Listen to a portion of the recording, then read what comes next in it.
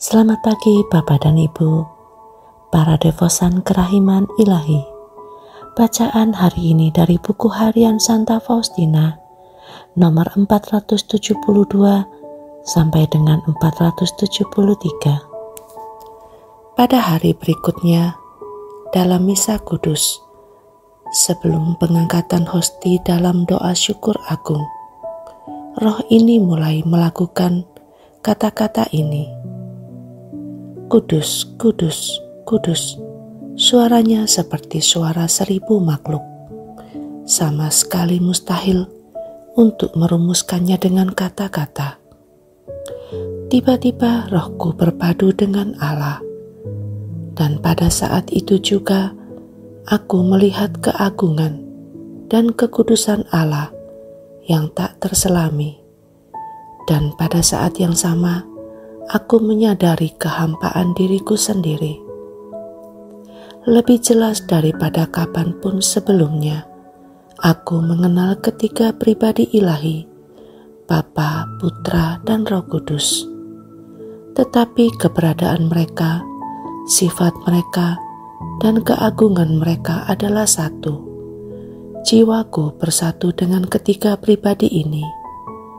Tetapi aku tidak tahu bagaimana mengungkapkannya dengan kata-kata. Namun jiwaku memahaminya dengan baik. Barang siapa bersatu dengan satu dari ketiga pribadi ilahi, ia bersatu dengan seluruh Tritunggal Maha Kudus, karena keesaan ini tidak terpisahkan.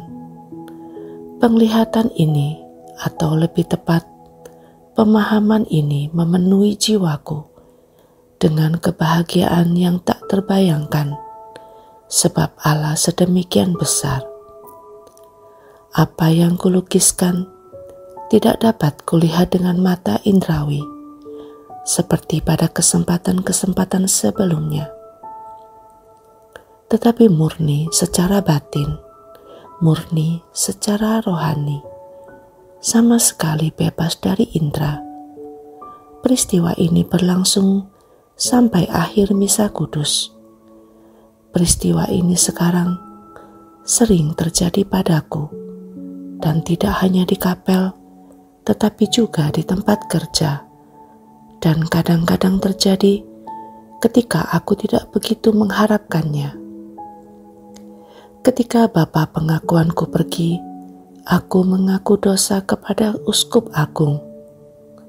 Ketika aku mengungkapkan pengalaman jiwaku kepadanya, aku mendapat jawaban ini. Putriku, persenjatailah dirimu dengan kesabaran yang besar. Kalau hal-hal ini datang dari Allah, cepat atau lambat akan terlaksana.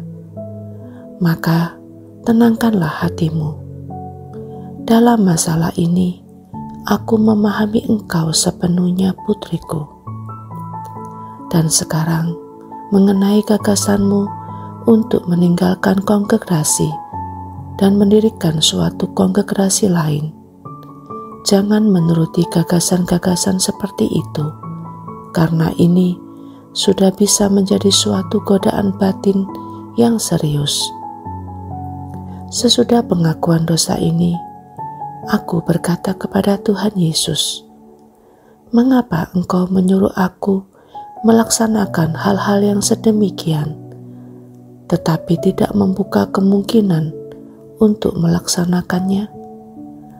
Kemudian sesudah komuni kudus, aku melihat Tuhan Yesus di kapel kecil, yang sama tempat aku pergi mengaku dosa. Ia menampakkan diri dengan cara yang sama sebagaimana dilukis dalam gambar kerahiman ilahi itu. Tuhan berkata kepadaku, "Jangan bersedih, aku akan membuat dia memahami hal-hal yang aku minta darimu." Ketika kami keluar, Uskup Agung tampak sangat sibuk. Tetapi ia menyuruh kami kembali dan menunggu sebentar. Ketika kami masuk ke kapel lagi, aku mendengar suara ini dalam jiwaku. Beritahukan kepadanya apa yang telah engkau lihat di kapel ini?" Pada saat itu juga Uskup Agung masuk dan bertanya, apakah kami memiliki sesuatu untuk disampaikan kepadanya. Tetapi meskipun telah diperintahkan Tuhan untuk mengatakannya, aku tidak dapat mengatakannya, sebab ada suster lain bersamaku. Satu nasihat lagi aku terima dari pengakuan dosa itu. Memperoleh kerahiman bagi dunia adalah gagasan yang besar dan indah. Banyaklah berdoa, suster. Mohonlah kerahiman bagi para pendosa. Tetapi lakukanlah itu dalam biaramu sendiri. Yesus, Engkau andalanku.